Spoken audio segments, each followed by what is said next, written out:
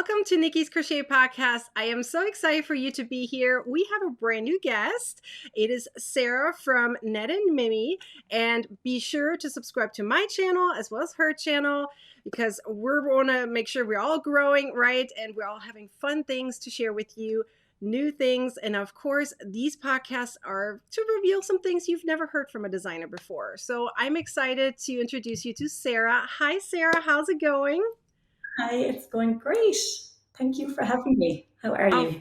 of course, I'm doing great. I love your designs. I mean, seriously, they're beyond gorgeous. I love the simplicity of some of them, the intricate designs of some others, but your pictures are always really, really elegant and easy. I feel like anyone can do your patterns by simply just looking at it. It's like, oh, I can do that.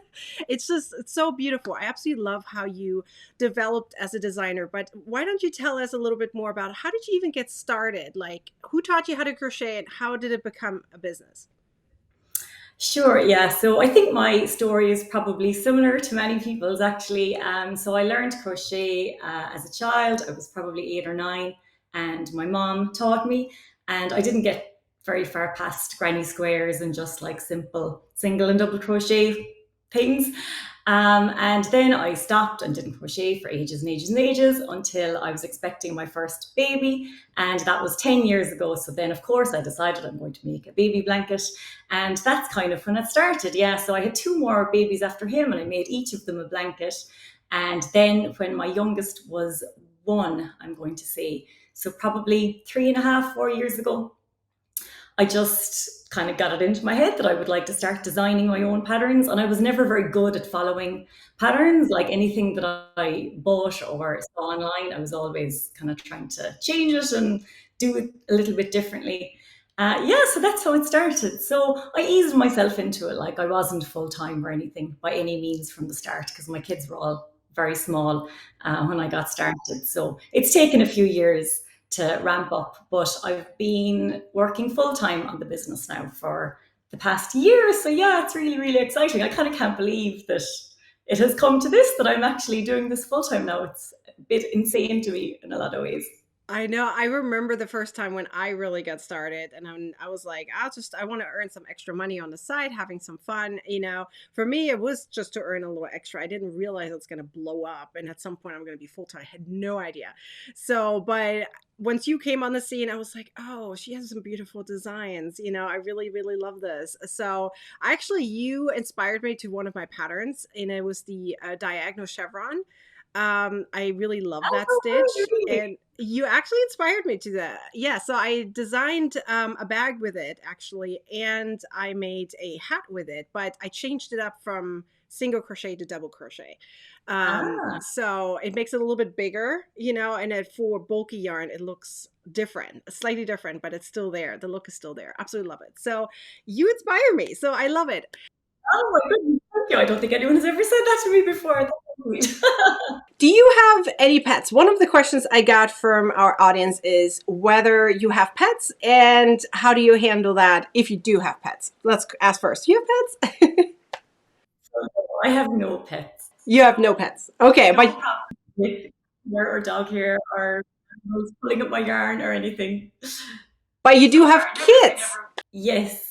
But you do have kids, so how do you handle kids with yarn? Because my kids are older, so I don't have too much of that problem. They're okay, like they're not going to touch it. But I think you have younger kids, right? So like, are they messing with your yarn? They're not so much anymore. So they're 10, 7, and 5 now. So they have kind of gone past the stage of just pulling things out for the sake of pulling them out. When they were younger, there definitely was a lot of that. But yeah, they're pretty good now. And I mean, there's yarn all over the house now, so it's kind of just like part of the furniture. So I think they don't even see it anymore. Like it's not a novelty. Yeah, no big dramas. Thank goodness at the moment. So, but have they ever inspired you to crochet something? Like, did they come up and say, "Mom, I want, I don't know, a stuffed animal or a hat or something, something"? Like, have they ever inspired you to make something or design something? Yeah, I'm actually working on something at the moment now that my daughter has been looking for ages. So she got this poncho as a present, like just a shop bought poncho years ago. And she was always asking me to make one for her. So that's actually what I'm working on at the moment now, is a poncho that will hopefully be done in another month or two. Um, but yeah, I mean, I make them model a lot of my things now that they're a little bit older as well, because kids look a lot cuter in pictures than I do 99% of the time. So yeah, it is handy to be able to make the child size things and have ready-made models there, that I can bribe to be in my photographs if I need to. I love that. And but you don't just do clothing things, right? You have all kinds of variety of patterns similar to me. But what type of pattern do you prefer designing over anything else? Oh, that's a really good question. Um, I am very flighty, so I kind of like to make a lot of different things, and I find it hard to. It kind of depends what I'm in the mood for. Like, I do really like to make garments, and I feel like of all the design ideas that I have probably more garment ideas than anything. But like they take a lot longer to make and design and grade and write the patterns and have them tested and everything. So I feel like I have a lot of ideas, but they do take a little bit longer. I love hats and cowls. I think if I was going to stick to something, like to only have to commit to making one or two things, that would be it. I just really like making them because they're a nice quick win. And um, yeah, the shaping is usually pretty easy. Yeah, so I do really like making those as well. I kind of like making a bit of everything. And I think it's nice with crochet too. You don't have to just to one thing. And I love that. And yeah, it's great. I like the variety. I love it. And do you have a special stitch that you seem to go to a lot? Like if there's something like you have a design idea of, I want to make a hat with something to it, but you still kind of always think about that one specific stitch. Do you have like the stitch that you seem to go to when you need something? That's a good question. So I think my favorite stitch ever is the moss stitch. I know it's called a few different names, like the seed stitch, and it's really easy. And I know it's in loads of patterns, but I really like it, and I like combining it with something a bit more complicated, like maybe a cable or having another kind of a feature, and then the base is like the moss stitch. I really, really love that. And then for just like a plain if you just need a plain solid panel of something, I just love half double crochets. I just think they look amazing. Lovely drape. Love everything about them. So yeah, another really basic stitch. But yeah, I kind of like combining simple things with maybe a little feature that's a bit more complicated. So it's kind of good for beginners who want to learn something new. But then, yeah, if you want to expand your skills a little bit, there's kind of an opportunity to do that as well. I love that. And what kind of like, if you're looking at your overall monthly schedule or so, or maybe over the entire year, do you have a certain, let's say, routine that you go by? Let's say I have like my aim is for 2 to 3 patterns a month. I'm making up numbers, I have no idea. Or a certain stitch amount, or I know you have blog hops too. How do you incorporate that by still publishing new things? Because I know you're hosting some of the blog hops. So do you have a specific routine that you go by on a monthly or even annual basis?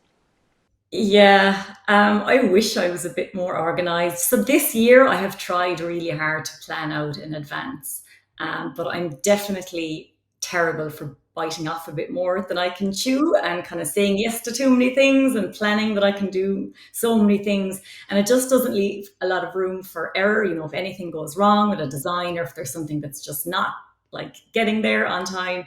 Um, yeah, so I'm a lot more organized now, and I do like to plan kind of the next 3 months, and then once a month I'll sit down and look at what realistically I can get done in that month.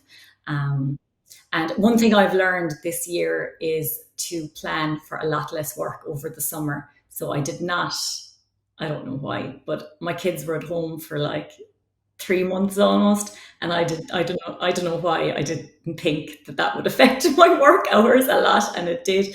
Yeah, so I've learned that lesson definitely for this year.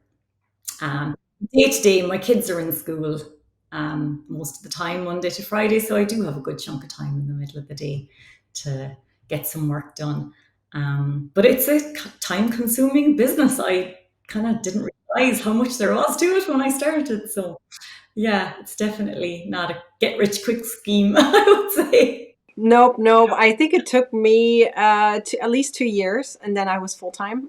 Just thinking back now, when it was, it takes a little bit until you get to the point of saying, "Oh, I can do this," But then once you're full time, you turns into, I'm also working on weekends, and when's the last time I had a Yeah, vacation? And I think about my business literally 24/7. right. You pick up your crochet, you think about it. I don't remember a time where I can completely shut off and not Yeah, think about it. yeah. It's really hard. Yeah, it can be really hard. But luckily, the making part of it you can do in front of the TV. So I quite like that every evening, and I would probably be doing it anyway. So now I cannot watch television or listen to a podcast or anything without doing something. But Exactly. But what do your kids think about it that you're a designer, like you're doing online things, you have your own business, your kids or even your husband? I mean, this is something like, although it's like a very common thing now that people have their own business, it is still for those that are, let's say, in the older generation or even those who have no experience with business, it's still kind of like, wait, you're not going to a corporate job? Like you don't have to go to work? Like, what do you mean? Like what do they think about that? I think they've adjusted to it. Like I know when I started, for I would say all of my family, it was very much just a little hobby, and even for me, it was for a good while as well. Because I mean, I didn't make any money from it for ages. So they have gotten used to it, and a lot of it has kind of been how I talk about it too. That I actually talk about it as a business now, and I'm working and I'm going to work, and these are my work hours and things like that, instead of kind of doing everything for everybody else and then trying to squeeze this in on the side. I'm actually trying to make it more of a priority now. So a lot of it, I think, is my own mindset and how I'm thinking about it and talking about it. So that has helped as well. I think the kids are a bit indifferent to it, to be honest. My little girl is quite crafty and artistic, so I think yeah, she's the one I think that she takes more of an interest in what I'm making and what I'm designing and everything. Um, but yeah, for them, their priority is getting what they want and having me there to help them out. And it doesn't really matter what I'm doing in my own time. That's true, but I do know that kids, and I mean, we've done that too. We compare ourselves to others, like, hey, what is, they talk to their friends. It's like, hey, what does your mom do? What does your dad do? Yeah, Things like that. So that's why I kind of was wondering, are they proud of it? Like, my kids are actually proud of it. Like, I mean, they're at the age now that they're like, oh my God, I'm proud. My mom has her own business, she's a designer. Like, oh my gosh. But some yeah, kids, they're like, well, she's not like going to a corporate. So that's why I was wondering, every kid is different. Like, are they yeah. proud of you? I assume they are. Yeah, I think they are. Yeah, I think they are. I think they like the YouTube aspect of it, like because they know what YouTubers are and they're big into them. So yeah, they like that, and they like if they can Google me now and that it'll show up. So they think that's pretty cool. That's true. That's true. I mean, it makes them probably like, hey, look, my mom's famous, No, not really, but Well, in their perspective, probably because they can find you on Google. So that's really cool. But how did you even come up with your name? I totally forgot to ask that earlier. Like, you have a really unique name. I love it. But how did you get inspired to do that? yeah. So the Ned part are the initials of my kids, Naomi, Ella, and Dylan, and the Mimi part is me. So that's the name. Yeah. I love it. But wait, maybe it's not related to Sarah unless there's a middle name I'm missing. So where that came from was when they were babies, well, not babies, they were kind of, I guess, toddler age, and looking for milk, they would say me, because they couldn't say milk, and that was the me part. Yeah. So in our house, me means milk. Oh, I love it. That's kind of sweet, though. I kind of love how you combined that. Yeah, yeah, I know it is unusual, but I feel like it's easy to remember, and yeah, Very true. You're going to carry that for a long time, and maybe at some point, if your daughter really is that interested, maybe she will learn to crochet. By the way, has she learned how to crochet? I mean, she's in the age where she could. she has shown an interest. I think up until this year, she was just a little bit young because it's a little bit fiddly, isn't it, when you're really small? But yeah, she's going to be 8 now this year, so I think maybe. maybe this year or next year she should be able to learn. So yeah, maybe my output will increase significantly if I have someone else to do some crocheting for me. Yeah, that's true. Do you like to design holiday ideas as patterns too, or do you prefer to be more of a general designer? Some people just don't like the holiday idea and they just stick with, you're going to wear a hat. It doesn't matter if it's Christmas or not. But some people love the idea of making holiday themes. But what is your, like, where do you stand on that? Yeah.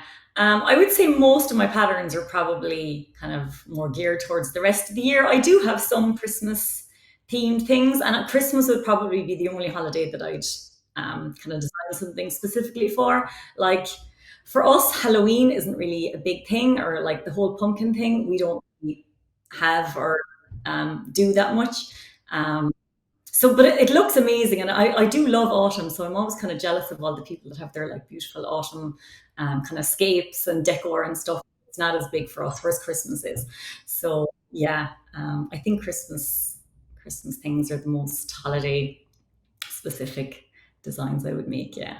I love it. And if it comes to patterns versus stitches, because I know you also have a lot of stitch tutorials, which one would you go to if just feel like you need some motivation? Some people go to stitches and just make a stitch tutorial and then get inspired again for a new pattern. But some people do with the pattern and then say, I'll do a stitch tutorial for it. Like, which way do you go? I think I would go for the pattern first, probably. Like I have loads of stitch dictionaries and loads of books that have stitches in them. It's actually a really good idea though for those times when I lose my motivation to maybe just go and do a stitch tutorial and then take it from there. So I've never done that. I'd always go for like just a simple hat or like a ear warmer or something simple that I isn't going to take too long or isn't going to tax too much. So yeah, if I'm kind of stuck in a rut, I would go for something simple like that. But I like your stitch tutorial idea. Okay. For me, it depends on the mood, where I'm at. So sometimes I go from wanting a specific stitch and then just making a swatch and then turning it into something, whether it's a washcloth or a scarf or something, it will turn into something. So, but I usually start with some kind of stitch that I really want and then Yeah. move on to something, unless it's like, I don't know, mosaic crochet or something. You have to kind of plan ahead of that. But other stitches, you can be flexible. But for pattern versus yarn, I like to ask that question because it's really fun. Like, do you pick the yarn and then the pattern, or do you pick the pattern and then the yarn? Oh, that's a good question. I'd say most of the time I pick the pattern first and then try and find a yarn to go with it. Um, Yeah, I'd say most of the time that's what I do. Like I do have some yarn, and if I'm kind of in one of those moods where I'm like, I need to start using up some of my yarn stash, then I will go through and see how much I've got of a certain thing and what could I make with it. But most of the time, yeah, the idea comes first, and then I I love follow. it. And what kind of yarn do you seem to go to most of the time? I know that's a very popular question because they usually ask like which is there a specific brand that you seem to go to, or is it a specific yarn skein type within a brand, or are you a variety of like whatever I pick, it works for whatever pattern I pick? Yeah, I'm a bit all over the place with that too. I kind of love everything. And it depends on the season. Like in the summer, I probably don't use anything that doesn't have cotton in it or some kind of a cotton linen blend or something really lightweight. And then as we come towards this time of the year, I'm starting to use a lot more worsted and bulky bait yarn now. Um, and maybe something with a wool mix, or I love acrylic too. I know lots of people prefer the natural fibers, but I just think there's just so much variety in acrylic and there's something for all budgets. And yeah, some of the acrylics are beautiful, like they're really good qualities. Yeah.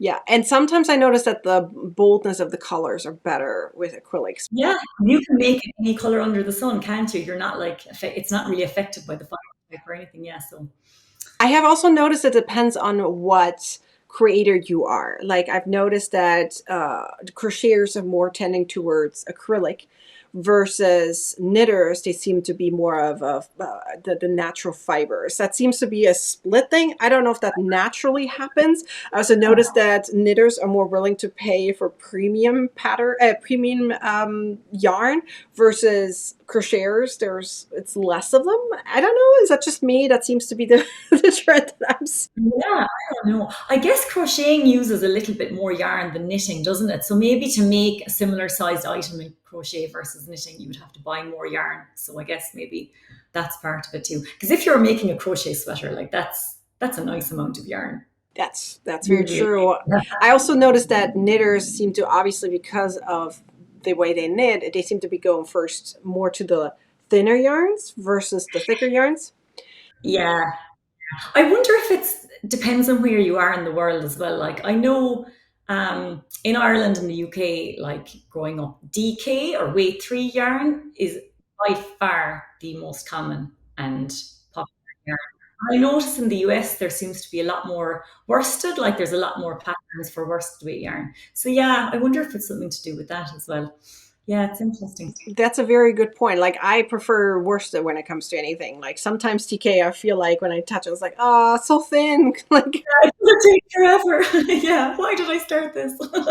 exactly. Where on the other hand, sometimes when I pick a bulky yarn, I'm like, it's that's really winter.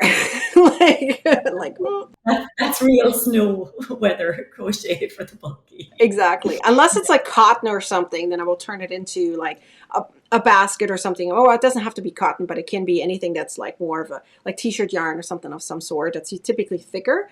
Then I go to make baskets or something like that. That you can do all year round, doesn't matter. But what do you do kind of outside of your crochet and family life? I feel like everyone should have me time. I don't know if you do, and maybe I'm inspiring you to do it. Maybe you already do. I don't know. But what do you do on your me time when it's not business? Because sometimes even when we crochet for pleasure, we still have our business in mind. But what do you do outside, like for your, like not per se outside, but like outside of the realm of crochet and family? What do you do for me time? Yeah, oh, this is a really timely question because I have been thinking a lot lately about just the fact that I need more balance in my life. I cannot literally just be working and then looking after the kids and working again, because it's not good for anyone if that's what I'm doing. So I walk a lot. I started this during the pandemic that I go for a walk most days just to get out. And back then, when I started, it literally was to just get out of the house and be alone for half an hour, 45 minutes. But I've kept that up. So I think that's a good thing. And you can walk wherever you are. And no matter what the weather is, you can walk. You don't need any special gear or anything. So yeah, I like that. I would love to say that I meditate and all that stuff, but I just don't have the personality for it, but maybe someday. I have started trying to journal a little bit and I go through fits and starts of it. I think if I could keep it up, it would be very, very beneficial. And that's mostly it. I've started a Pilates class recently too. So a lot of these are recent things that I'm just trying to get that little bit of balance. Um, Yeah, I'm trying to go back to a gym too, where, simply that I'm getting out. Like I have a home gym, but I feel like if I just go to a class or something at a gym, just being around other people, even though I don't like talking to them, but I like that there's other things around me. You can watch the YouTube videos and you can exercise at home. Like it's easy and you don't have to even get dressed or anything. You can just do it. But I know exactly what you mean. There's just something about going to a class, and I think something that you've paid for, you're going to go. And it's not as easy to just be like, oh, I won't do it. So yeah, I know exactly. Exactly. Yeah. Exactly. You have so many different patterns, but I know that you like to update your audience when you have something new. So I'm sure you have a newsletter too. Why don't you tell us, for those who have not subscribed to a newsletter yet, what do they get? Something special that they can get if they sign up? Yeah, so anyone who subscribes to my newsletter will get a free crochet pattern. And then I have lots more kind of little freebies, printables, helpful cheat sheets and things like that I send out to my subscribers. And usually if I have a new pattern, there's some kind of a discount or, yeah, just good to be kept in the loop about all the goings on. Okay, perfect. If I'll leave a link down below if anyone wants to grab it and sign up. Of course, subscribe to both of our channels. Follow us on social media. We have so much to share with you, and most of our things are free. So take advantage, get something, find something, get inspired and motivated. We love to share with you anything that we have. And thank you so much for being here, Sarah. That was a pleasure to have you as a guest on my podcast. Thank you so much. Thank you so much for having me, Nikki. I really enjoyed our chat too. Wonderful. Bye, everyone. Bye.